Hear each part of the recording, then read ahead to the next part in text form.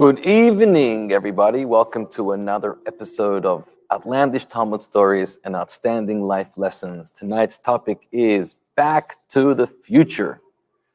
I want to thank Robert and Lorena Lechter for kindly dedicating tonight's class in honor of their anniversary. So Mazal Tov to you. Hashem bless you with many more happy years together, filled with shalom bayis and lots of nachas and joy from your children and lots of simchas in your family. If you would like to dedicate a class and help us, there's a link in the video description, and we would greatly appreciate it and thank you in advance.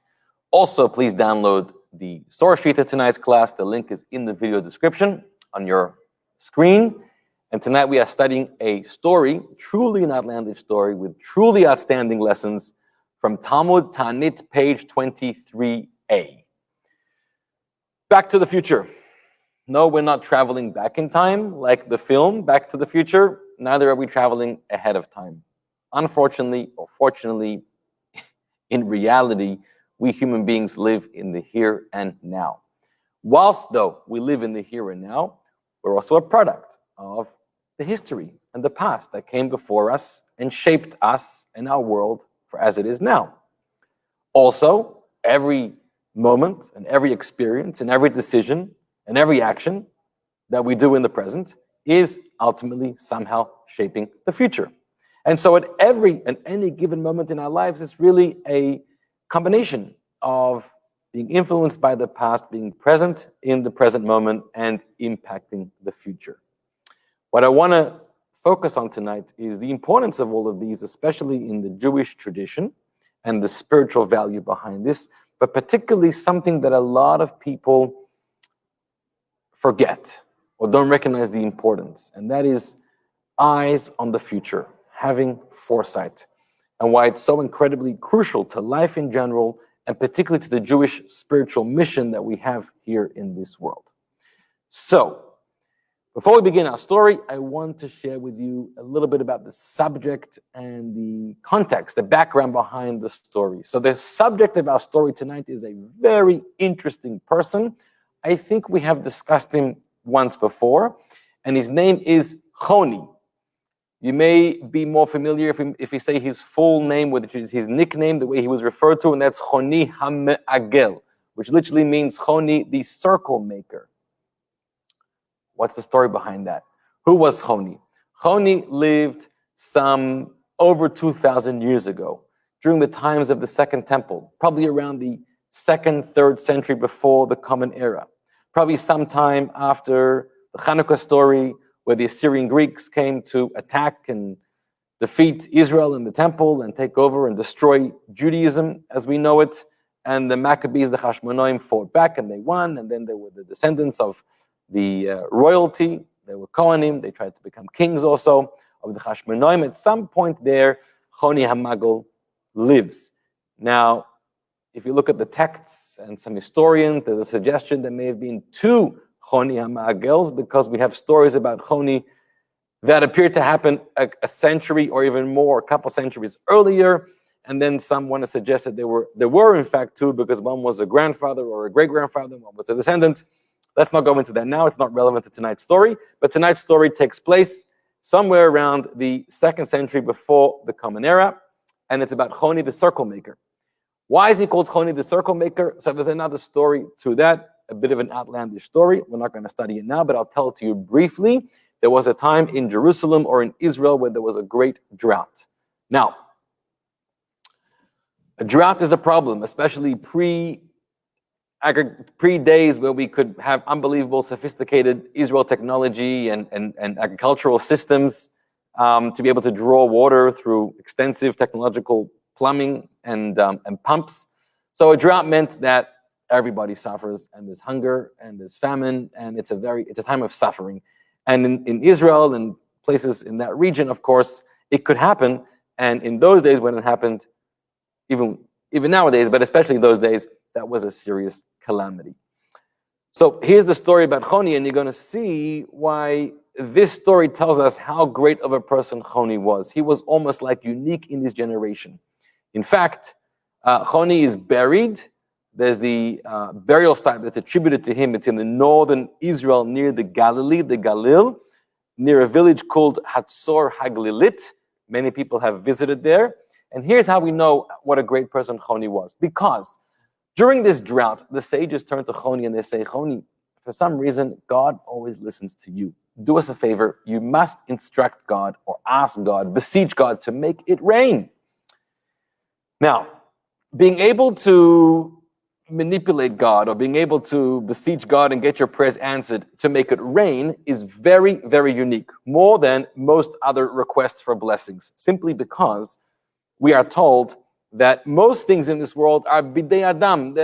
We can perform things, to achieve things, to draw down various blessings. But there's a couple of things that only the keys belong to God himself. No one else has any jurisdiction, any power over those things. And one of those things is the weather or the rain. Now, the weather we know, because even though we think we've developed meteorology to be able to predict 10-day forecasts, 1-month forecasts, 6-hour forecasts, we know that so often it doesn't really play out as that is. Because the key to meteorology, the key to rains was given to God only, not to humans, even though maybe conspiracists will tell you that humans are doing all kinds of things to manipulate the weather and the patterns in the skies.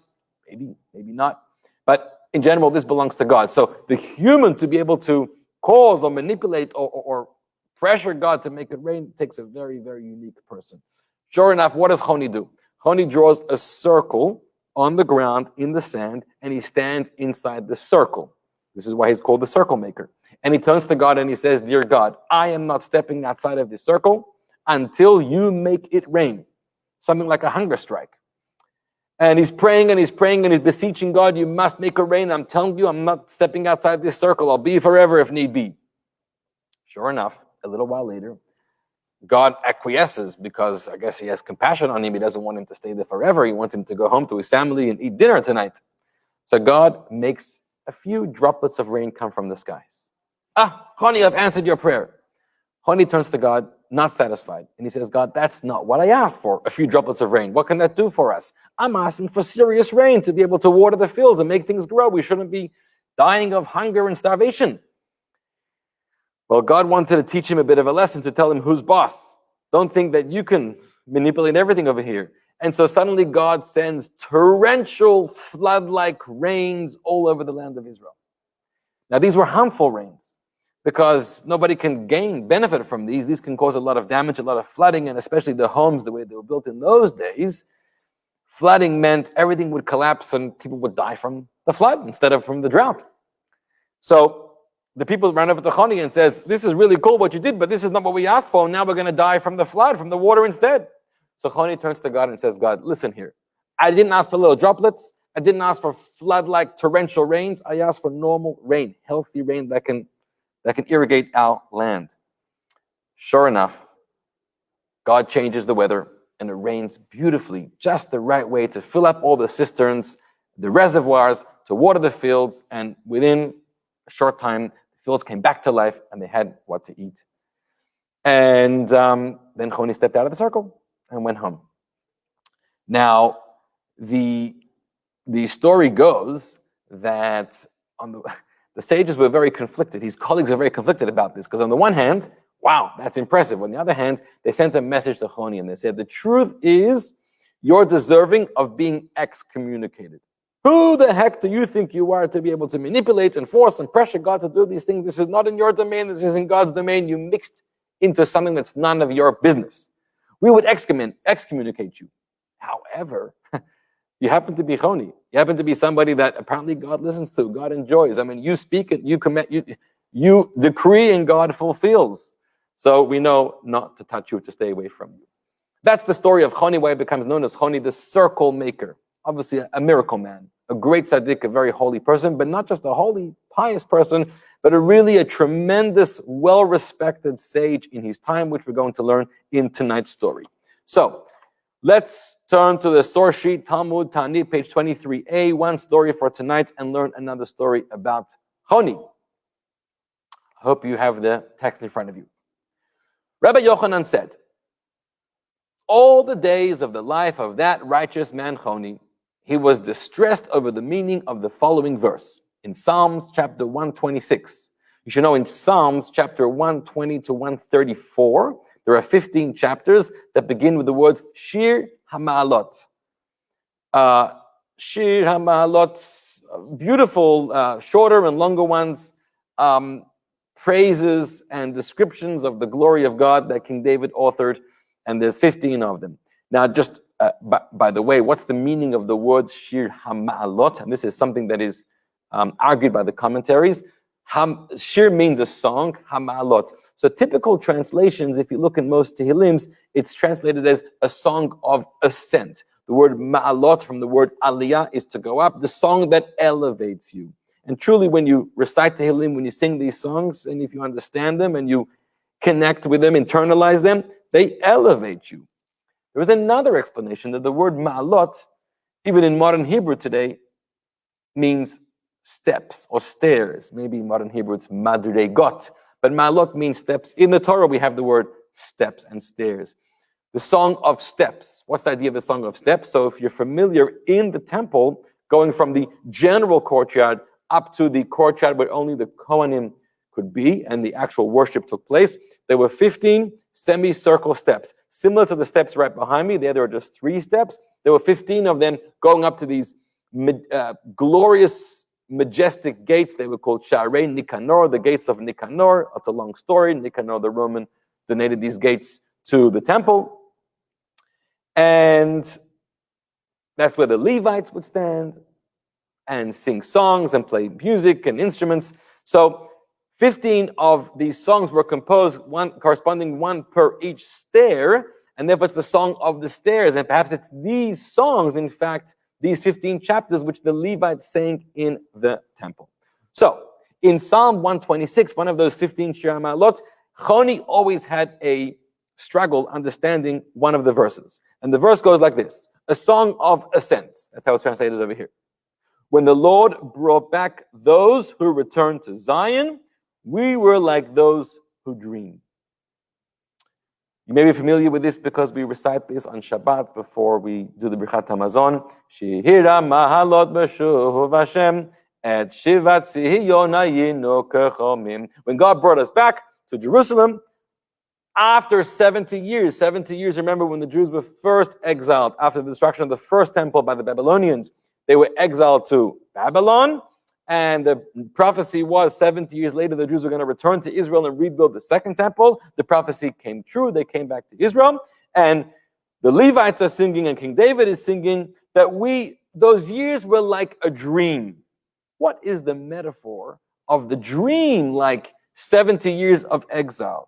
So Choni asked himself, is there really a person who can sleep and dream for 70 years? How is it possible to compare the 70-year exile in Babylonia to a dream? What's the meaning of the metaphor of dream? I mean, if it was anything but a dream, I mean, it was difficult life in exile. The Jews happened to have settled in Babylon pretty nicely and really rebuilt Jewish community there, but they were away from their homeland. They didn't have sovereignty there. Ultimately, the Babylonians were not the biggest fans. Later was the Persians. The Persians that tried to kill all the Jews, the Purim story. So what's this idea that those 70-year exile was like a dream? That is Choni's question. Now, one day, he was walking along the road when he saw a certain man planting a carob tree. Choni said to him, "This tree, after how many years does it bear fruit?"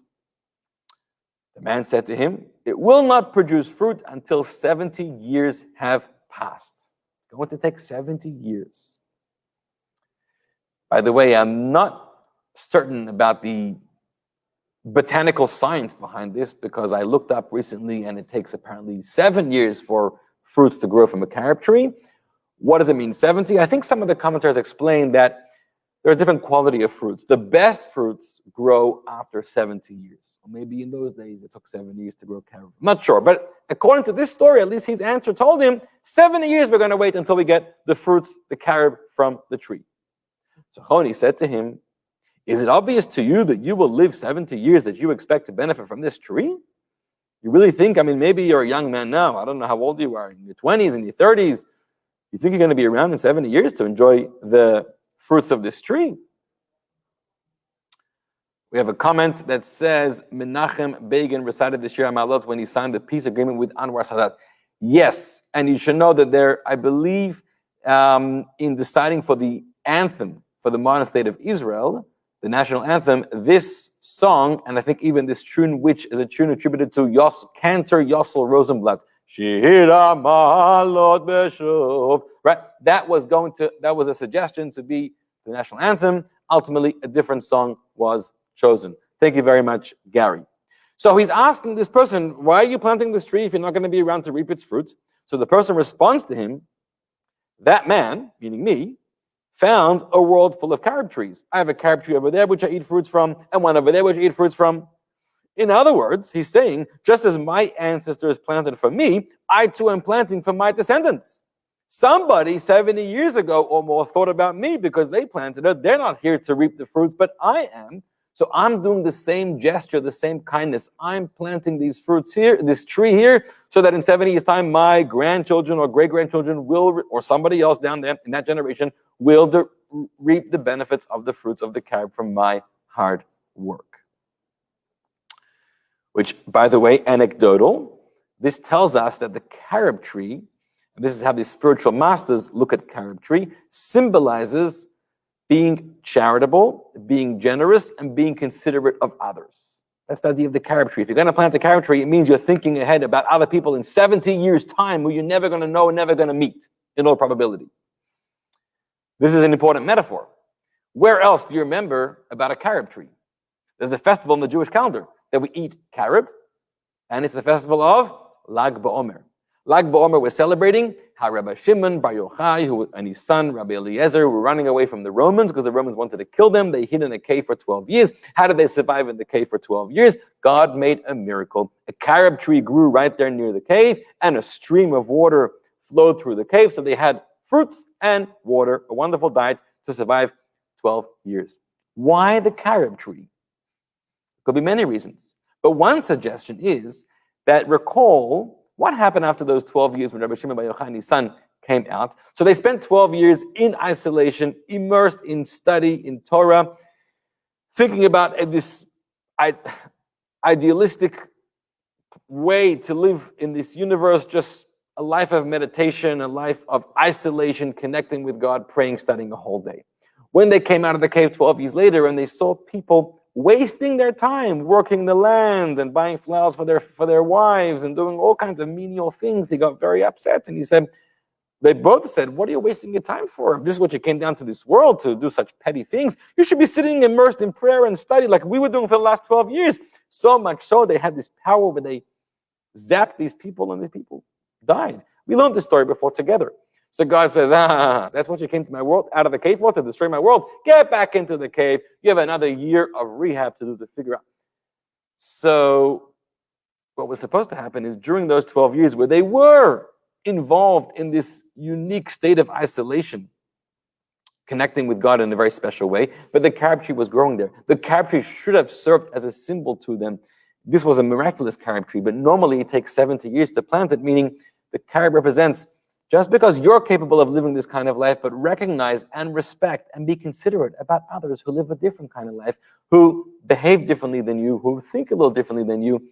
They're still beautiful and God still loves them. They don't have to live the way that exactly you want to live or you're capable of living. So they should have learned from the carob tree. We should all learn from a carob tree. Okay, so Choni receives that wonderful answer. Let's get back to the story, third paragraph. He's tired.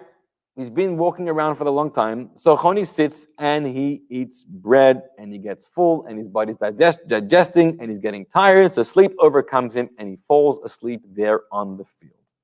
God made a miracle. A rock formation, a cliff formed around him and he disappeared from sight. Nobody could see him anymore. He was like buried in the cave in his sleep. And he slept for 70 years. When he awoke, I told you it's an outlandish story. When he awoke, after 70 years, he's fresh, he's refreshed. I mean, he thinks he's just slept for the night. Perhaps he thinks it's the next morning. He wakes up, he's feeling good. And he walks out and he sees a certain person gathering carobs, fruits from the tree. He thinks, wow, I must have slept a little longer than I thought. It's already growing carobs. And what's going on over here? So he turns to that person and he says, are you the person that I just spoke to recently? Are you the person who planted this tree? And the person tells him, I didn't plant this tree. I'm that person's son's son. I'm the grandson. My grandfather planted this tree.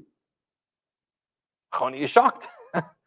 The grandson. So he says, I can learn from this that I have slept for 70 years. And indeed, he turns around and he sees that he used to have one donkey or two donkeys next to him. And he sees that his donkey has sired several herds during those many years. He has a whole family of donkeys, generations of livestock that he now owns over these 70 years. It's hard to imagine this story, but this is the story. So he's come. It's like nowadays we see people who, heaven forbid, but if in the 90s or early 2000s and they're sent to prison for 10, 20 years and they come out, and this world has changed so fast that somebody I know who was sent to prison about 15 years ago for about 10 years or so, he came out and people were taking selfies with him and he had no idea about a selfie. I mean, the smartphones, I don't even know if they existed. And even the early generation smartphones, I don't know if they had screen cameras on the front with the screen. So selfies became a thing very recently. So these family is celebrating taking selfies with him and he has no idea what selfies are. He's probably better off that way.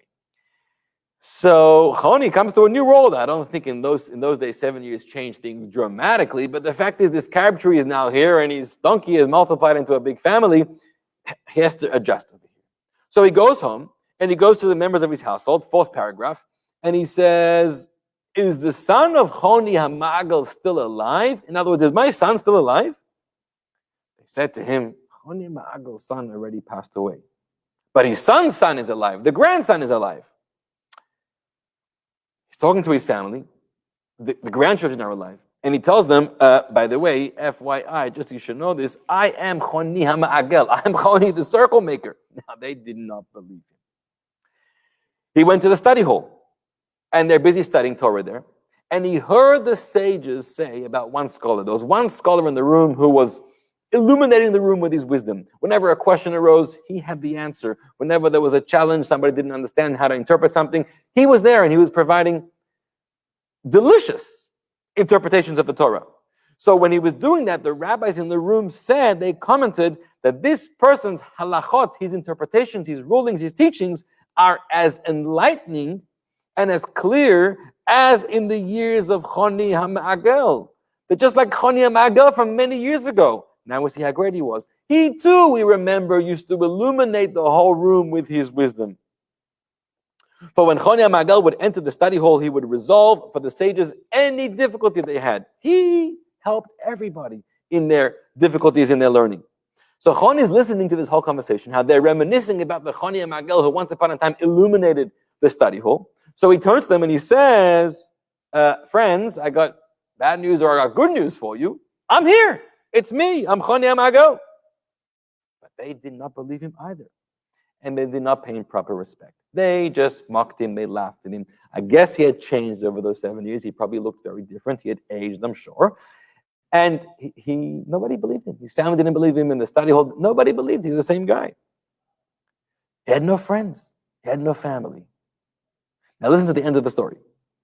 Choni became very upset. He prayed for mercy and he died.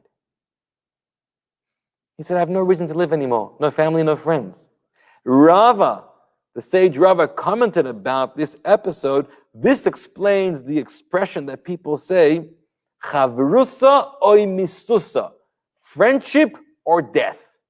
You have to have one or the other in life. You have to live with a circle of friendship, with a social support circle, with family, with friends. You have to be among the people. You need people in your life to help you, to support you, to connect with.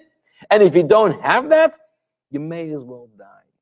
And that's a very harsh expression, and we're not chas v'shalom condoning anybody to take such drastic actions, heaven forbid. But we are explaining the importance of building a strong social circle of support and of friendship. Choni chose to die. Now, that is an outlandish story. And I want to break this down a little bit because there's so many pieces here that we can learn from, and I'm not going to cover it all tonight, but I want to discuss two themes that I think we can really take away from the story. So, theme number 1, learning from the carob tree. The person who plants the carob tree thinking about generations later, his grandchildren or others who are going to benefit from the carob tree, from the fruits.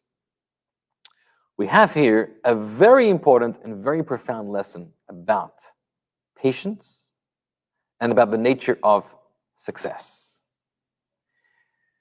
There is a famous expression, it's one of my favorite expressions, and it says, instant success takes time. It's a beautiful expression. We live in a world where our younger generation thinks that success means that right away, out of college, right away as a young adult, they need to be accomplishing big things and realizing big successes right away. And this is a grave mistake, because this is completely unnatural. This is completely against the way of the world. Any situation that a person can find where somebody experienced big accomplishments and big successes very quickly right away is a complete anomaly. That's not how things go. That's not the way of the world, even though the world is changing so much. The way of the world is that success happens gradually over time, building it up. There is the famous concept called the domino effect. The domino effect is a wonderful experiment where when you line up dominoes together, so typically when you have a domino set, they're all the same size, you're lining them up. But the truth is that scientifically, the physics here is that when a domino has the power, the force, when you push it over, to knock over another domino that is 1.5 times its size. Okay? So here's the experiment, and you can watch this online. There's this person who took 13 dominoes. The first one was just 5 millimeters tall and 1 millimeter thick. It's a tiny domino. He's holding it in tweezers. He puts it down. Next to it is a domino that is 1.5 times the size. Next to it, again, 1.5 times the size. If you do the math, the 13th domino is a domino that is taller than a meter, than 3 feet, and weighs 100 pounds. And you can take this first domino that is 5 millimeters tall, 1 millimeter thick, it's tiny, it doesn't weigh anything. And if you follow this pattern and you start the process of a domino effect, the 13th domino, which is 100 pounds, gets knocked over. Unbelievable buildup of energy and power.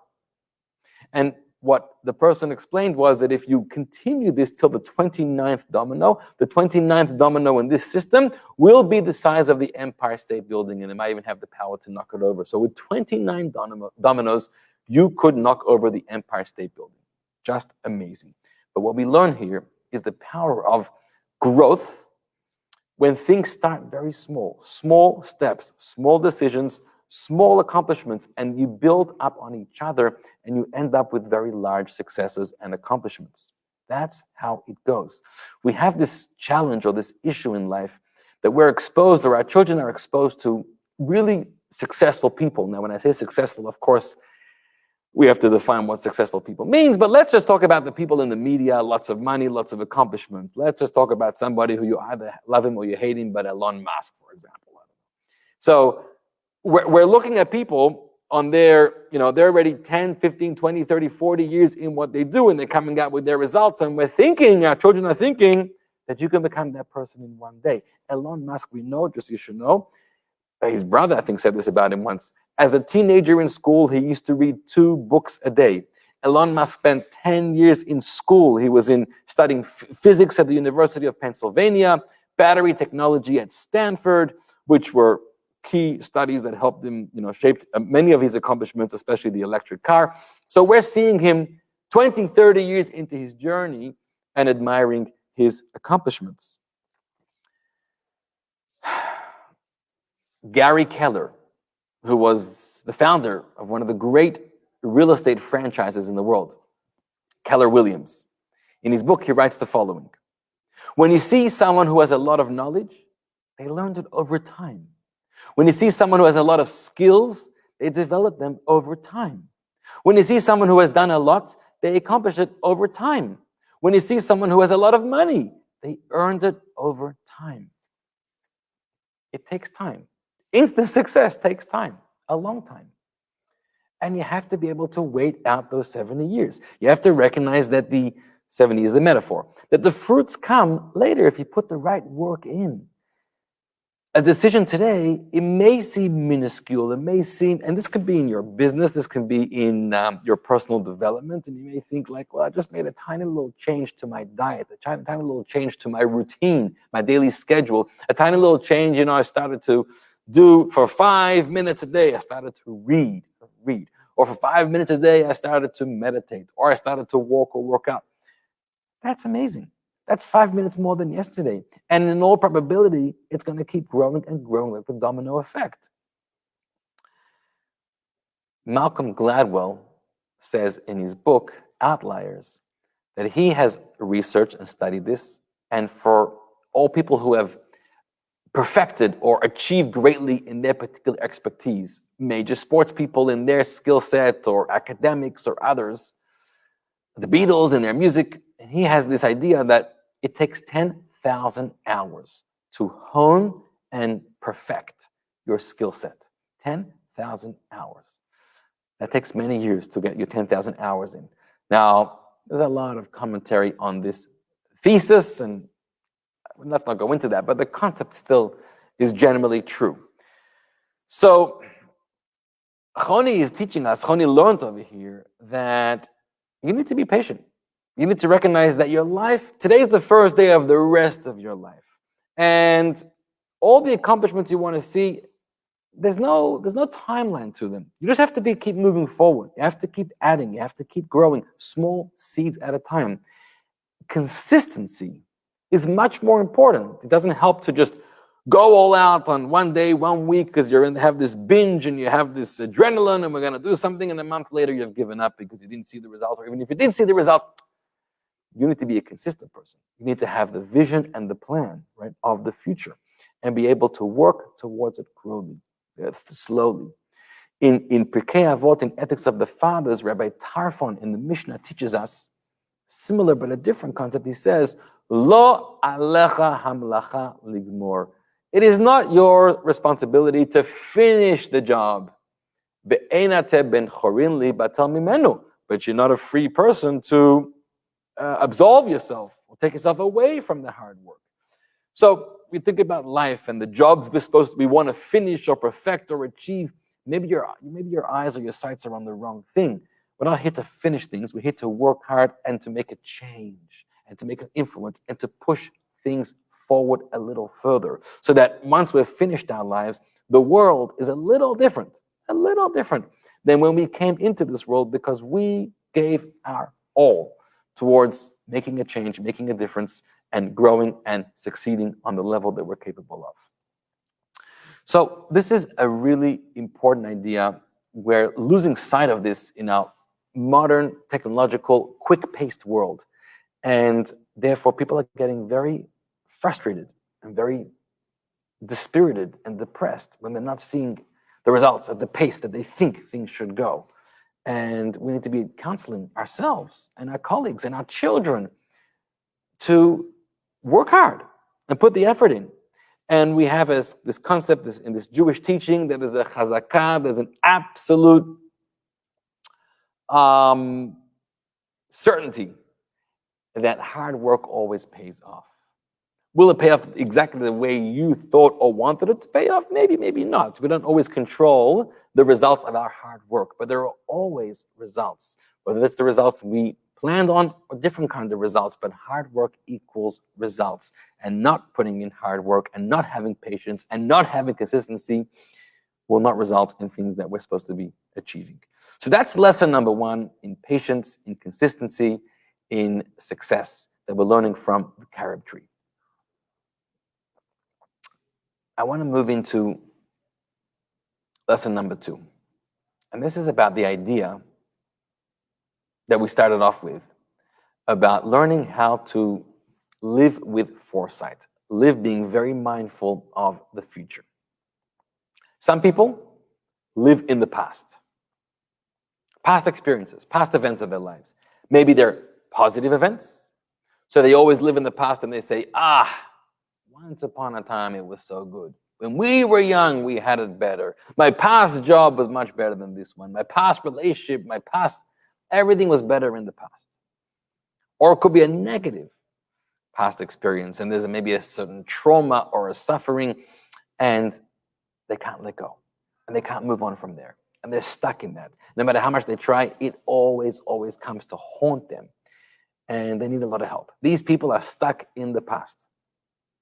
Some people live totally in the present. Living in the present, very powerful, very important, but also very short-sighted. Because sometimes living in the present just results in seeking a life of pleasure versus pain. I'm just worried about here and now. And here and now, I want to feel good. I want it to look good. And I will pursue the path of pleasure, and I'll run away from the path of pain. Pleasure and pain are not very good barometers of what's good and what's not good in life, what's wrong and what's right. But we're just living for the here and now. There's the famous expression in Tanakh, and later, eat and drink and be merry, for tomorrow we shall die. If I'm just here for right now, I better just make the most of the moment. So there can be this kind of negative consequence from just living in the present. There's a lot of important things about living in the present, of course, and we've spoken about that before. And then there's living in the future. Living in the future means what shapes my decisions, what shapes my thinking, what shapes my daily schedule and my priorities is not, if I'm stuck in the past, is not the pursuit of pleasure for the present moment, but it's my goal or what I see down the line in the future. And everything about what I do and how I do it is shaped by the future. Now, we need to live in all three. Our past is super important because it shaped us into who we are now. Our present is very important because it is the moment now, which we should be taking control over and living in and experiencing wholeheartedly. But then there's the future. This text, this story of the Talmud, of the story of the carob tree, is often used to promote the ideas of conscious, responsible environmentalism. And this is an important point, and it's one small detail of what I really want to talk about. But yes, let's just dwell on this for a moment. So clearly, science is telling us that we're not being very environmentally responsible in the world. And we're not protecting our universe as the Torah tells us we should be protecting. And therefore, a lot of changes are happening. Now, I do not necessarily buy into the very fearful predictions of science. Like somebody recently emailed me something, and I'm going to read it out because some people actually believe like this. And it says, sea levels have risen between 4 and 8 inches in the past 100 years. Current projections suggest that the sea levels will continue to rise between 4 inches and 36 inches over the next 100 years. A 36-inch increase in sea levels would swamp every city on the east coast of the United States from Miami to Boston. The rapid nature of climate change is likely to exceed the ability of many species to migrate or adjust. Experts predict that 1/4 of the Earth's species will be headed for extinction by the year 2050 if the warming trend continues at its current rate. Breathe. I don't know about all that. This is not my field. But I have a lot of faith also that God will help us protect the universe. But we have a mitzvah to protect the universe. And here we have somebody who is planting his garden or doing something not just to make the garden look nice and pretty for now, not just to do a work on their home or work that is benefiting them right now, no matter the consequences in the future to the future generations, children and grandchildren. I mean, in America, we're collecting national debt like it's popcorn. And there's a lot of interesting or unfortunate things that at this rate we're leaving to our children and grandchildren. So the lesson here, of course, is that we have the responsibility and the duty not just to live in the present moment of gaining the satisfaction we look for ourselves, but how do our decisions and our actions influence the next generation, the generation after, and even further from that. There's a beautiful, famous line that, where does it come from? Some say it comes from the Constitution of the Iroquois Nations. The Iroquois Nations, which is the early native nations here in the United States, at some point between the 15th, 16th, 17th century, and there was the great founder of peace, the Great League of Peace. I've forgotten his name right now. And they wrote a constitution. And in there, they write something very important and powerful, which anybody in leadership needs to know this. As a rabbi, I think about this all the time. Anyone that's shaping policy, anyone that's making decisions, anyone that's trying to project the way of the future. And they wrote, in every deliberation, we must consider the impact on the seventh generation, even if it requires having skin as thick as the bark of a pine. When we decide matters, we decide them on two levels.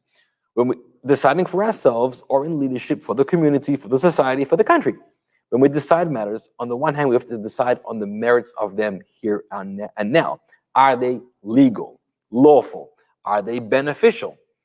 Do they promote peace, safety, security, value, priorities, etc.? But at the same time, you have to figure out another question. How is this decision going to play out the next generation, in 7 generations' time, but I would argue even further for the rest of history, of the rest of the world, as much as we can predict for right now. So we're always thinking about the future because we care about it. It's our duty. But let's take this more broader than just environmentalism. Let's take this as the general, what I would say, the Jewish spiritual narrative of the universe. Think about this. When the world was created, why did God create the universe? He didn't create it because he was bored. He didn't create it because there was the fad of the time. He didn't create it just on the whim. He created it because he had a really deliberate intention and purpose for what should happen over here.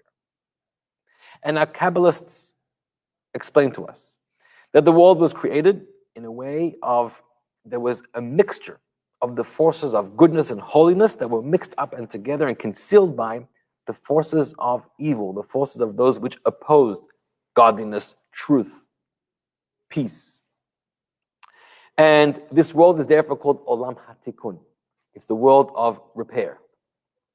And the point of this whole, I won't say experiment, but the point of this whole production that you and I are in, and all previous generations are in, and all future generations, we're part of the same story called humanity in this universe, is there's a goal. And the goal is that the world will become repaired.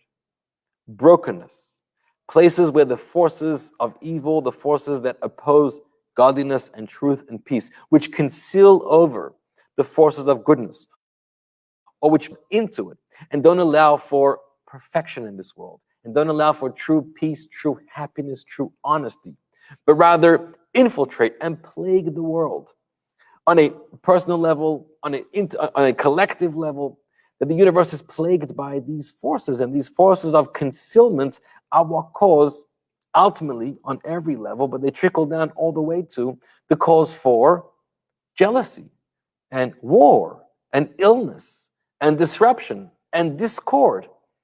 And Hashem says, it's your task to work on repairing this world. And the goal, the end of days, as the prophets call it, is the world will achieve its perfection. We call it Geula, we call it redemption. That will be the time when we humans have successfully refined the universe, successfully repaired the universe, successfully called the bluff of the universe, successfully separated and filtered the good from the bad, and eradicated forces of evil, eradicated forces that are promoting discord and jealousy and lack of peace and illness and all those things, and brought about the truth of the nature of this world, which is the godly creative force behind everything that's creating this perfection of symmetry, orchestrating everything in this universe. A world where everything is cohesive. Everyone's living in a peaceful way, in a prosperous way, in a way that God's presence is truly recognized. The truth is revealed. And we're in that process of achieving that. And every single one of us, if you're created here in this world, is because you are necessary, says God. Maybe others feel otherwise, but never value yourself based on how others feel about you. It's irrelevant. What do they know? God knows. He created you. And he said that you are essential. to this whole mission. You have a piece of this universe that only you can repair. And our whole lives are spent in distilling the good from the bad within ourselves and within our circle of influence around us, and trying to promote, overwhelm this world with the forces of Hashem, of godliness, with the forces of goodness and kindness and honesty and truth and justice. And in that way to suppress and eradicate other negative forces which try to oppose that and conceal that. This is the goal. That was the goal since the first man and woman, Adam and Eve, were created. And so, it is that goal, which is the goal of the future, the goal of the end of days, that's why we're here, that ought to be at the forefront of every single person's mind all the time. Because that needs to shape your life's direction, your life's trajectory, your life's interest, your life's priorities, your hobbies, your activities, your decisions, the way your choices you make, how you apply your talents to your work, your job, your family, where you choose to live, how you choose to connect with others, everything that you do should be shaped by that one idea. And that one idea is repairing the universe. Anybody who lives that way is a great person, is a hero, lives a truly purposeful, meaningful life. Anybody who ever loses sight of that, whether they don't know about it, they've forgotten about it, it's gone to the back recesses of their mind, it's not at the forefront of their mind, and therefore, what is at the forefront of their mind? They're consumed with the here and now. They're consumed with the past. They're just distracted by the pleasure and pain pursuit of life. They don't live a purposeful life or a meaningful life. And it's hard to imagine they're ever going to really accomplish their personal mission here in this world.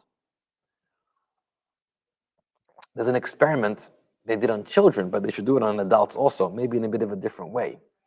It's the famous experiment called the marshmallow test, Stanford University, 1972. There were various variations of this, but in a nutshell, they wanted to test children. They did this first experiment, I think, on 32 children, 16 boys, 16 girls, and they sat them down in front of a table, and there was one marshmallow on the table. And they told the child, you have two choices. One choice is, you can eat this marshmallow now if you wish, or I'm leaving the room, says the grown-up in the room, I'm coming back in 15 minutes. If you can wait 15 minutes, I'll give you 2 marshmallows. Which one will you choose? And officially at the time, the experiment told us that those children who were able to see further, see eyes on the prize, look ahead, and allow the future to shape their decisions right now, even though it's incredibly tempting for a 2-year-old child to grab this marshmallow when you can get it and enjoy it and get all sticky and pleasure from this marshmallow, yet the eyes on the future and the results and the goal was able to help them control and regulate themselves and guide them. So those children later were found in life to have much better successes in their academics, in their grades, in school, in jobs, in family, in relationships. That's how it was believed. And that's what was the result of the study. I believe since then the study has been, there's a lot. It's not as simple as we make it out to be, because there are many other factors, economics, for example, which shape the potential future of children's lives, but it doesn't take away from the merit of this experiment. And that is, what is controlling us right now? Is it the impulses, the urges, the thrills of the moment? Or is it the ability to have the endurance and the wisdom and the patience and the foresightedness of understanding what is the goal? And we turn to the Jewish narrative, the spiritual narrative, to teach us about the goal in life, and that shapes us. And even though there's plenty other ways to have a lot of fun and leisure and good time in life, but where's it going to get me? It may only get me 1 marshmallow, but I'm looking for 2. I'm looking for much more at the end of the day. I'll tell you something interesting. We're a post-Holocaust generations. My grandparents were Holocaust survivors. My parents grew up in Holocaust survivors' homes, 2nd generation. I'm 3rd generation. Again, the idea of living in the past, present, future is very powerful over here, because Judaism is not a Holocaust Judaism, and Israel is not a Holocaust reward. That's living in the past, and that's not correct. But let's just take an example. After the Holocaust, Jewish leaders were coming together to try to figure out how to commemorate, how to remember, how to rebuild, how to move forward. And if you look at the decisions of Jewish leaders, Jewish philanthropists, Jewish influencers at that time, you can see that the decisions generally fall under one of three categories: past, present, and future. Some said, we have to build museums. We have to build memorials. Every synagogue, every community center needs to have a fancy memorial. Every town needs to have one. There needs to be museums where you're able to never forget, always remember, know what happened, make sure the world never forgets. That's why we need to invest our time, our efforts, and our money. There were another school of thought that they said, we need to be taking care of our people now. Our people are coming from nothing. They're coming to America, Australia, Canada, wherever they were coming to, with nothing. And they're trying to rebuild their lives. We need to create communal social service, social welfare programs that will help raise funds to feed people, to help them rebuild their lives, to provide jobs, all kinds of ways just to help them ease into life and rebuild. And indeed, many communities built amazing organizations and amazing infrastructure to help these people. My grandparents and many others rebuilt their lives with the assistance of the community in amazing ways. So for that, we need to apply our efforts, our time, and our money. And then that was dealing with the present. And then there were leaders, influencers, philanthropists who understood we need to invest on the future. You know what we need to do? Where should we put our time, our money, our efforts? Into schools, educational institutions. We need to make sure it never happens again. And the way that happens is by educating, by teaching our children and the children of the world about true life, about peace, about coexistence, about respect, about Jewish history, about knowing who we are and why we are and what is the goal here, and helping others understand this as well. And promoting the Torah not just to the Jews, but to the non-Jews also, because the Torah's values and many of its laws apply to non-Jews as well. The Torah is a script for all humans, Jews and non-Jews alike, in different ways. It's amazing. And they're all right. If there'd be no memory of the past, that would be a problem. If there'd be no dealing with the present, that'd be a problem. And if there'd be no investing in the future, that too would be a problem. But I think there needs to be a proper proportion, proper ratio of these things. And I think the majority amount of our efforts and time and money needs to be invested in the future. We're only going to make sure it never happens again, talking about the Holocaust. We're only going to make sure that we, the Jewish nation, or we, the human people, will get to where we're supposed to get to and accomplish our role in this universe if we invest in the future, if we recognize the future. So many people don't understand the goals, don't understand why we are here and what it's all about. We need to remember where we come from. We need to be very mindful and active for the present moment, but we need to more so think about the future. Great leaders knew this.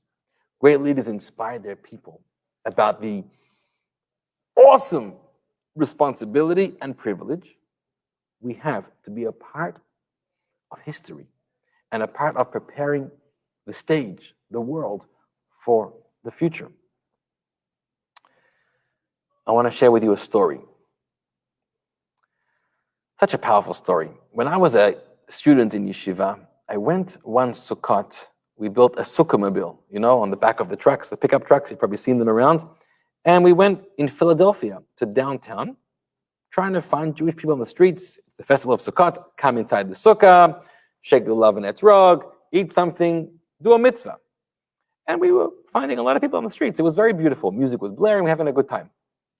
Suddenly, behind us, this huge, 15-passenger van stops, parks, and out walks mother, the father, and a whole line of children. A very religious family, must have been 9 or 10 children. And I'm wondering, have you not done the mitzvah yet today? I mean, I would assume you have, but they come over and they say, actually, we left home very early this morning because we're traveling on vacation. We didn't have a chance. Can we come into the sukkah also? Check love and etrog, eat in the sukkah. I said, sure, with pleasure. It's not just for non-religious Jews, it's for all people to want to experience. Of course, come in. During the family's time in the sukkah, the mother, who was a very religious woman, her hair was covered. She pulled me to the side and she said, I want you to know something. You see the way I look today? I didn't always look this way. This is not how I was raised. I was raised very secular. Many years ago, probably 25 years before that, when I was in college, somebody just like you had a truck just like this and pulled me in, and I wasn't interested. And I said no. But they not forced me or pressured me, but they reached out with a lot of kindness and a lot of goodwill. And so finally I was convinced. I came in and I did the mitzvah. I ate in the sukkah, I made a blessing. And we sat down and we talked. It's that conversation that changed the future of my life. And today, look at me. I'm a proud Jew. I'm an active Jew. I'm an educated Jew. I've raised a wonderful Jewish family, all of which I could never imagine when I was 25 years ago in college. It's not the education I got in my home. I'm sitting there listening to this story. And first I'm thinking, wow, amazing, beautiful story. Thank you for sharing. And then I'm thinking to myself, that person, 25 years earlier, who reached out to this person, to this woman, has no idea about the story. They just think they took a college student, did a mitzvah, one-off thing, hit and run, and she's moved on. They didn't realize that planted a seed of change, of growth. And now 25 years later, I am seeing the results of their hard work. That's how it goes. That's how it goes. We don't always or necessarily know the results of our efforts. We don't need to. Ours is not the job to accomplish, ours is the job to work hard. We dedicate our lives planting seeds. Sometimes we'll be there to see them grow, and sometimes we won't. Perhaps the carrots will grow 70 years later and we won't be there. But that doesn't take away from our awesome privilege and responsibility to begin the process. Such an amazing concept. Because when you believe this way, and you're working towards the goal, and we understand the mission and the future, and how we're supposed to be a part of it. You know the famous expression from Gandhi, who said, be the change you want to see in the world. Really? How are you going to make that change? You're going to be it. And by you being it, that's already a step. That's already, you've made a dent in the universe. I think Steve Jobs said, we're here to make a dent in the universe, otherwise what are we doing over here?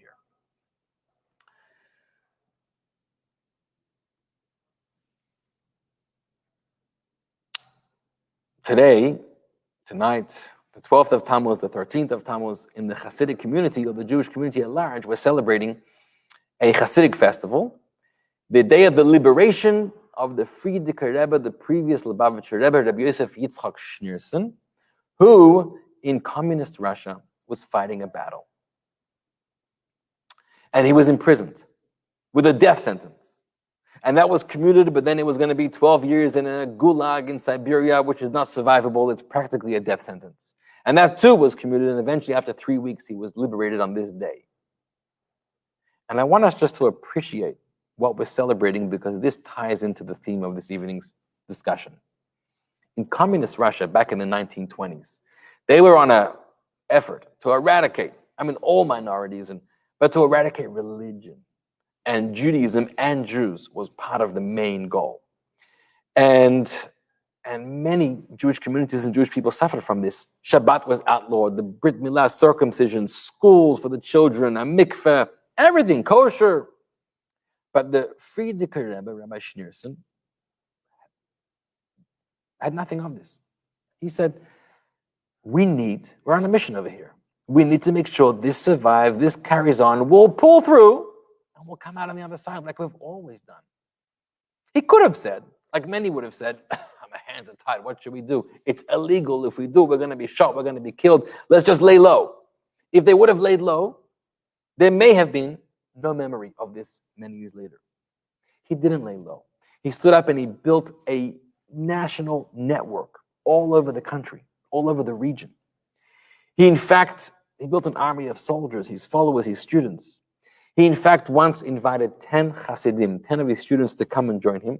This is in 1924, I believe, or 23. And he sat with them one night and he said, my friends, I'm turning to you.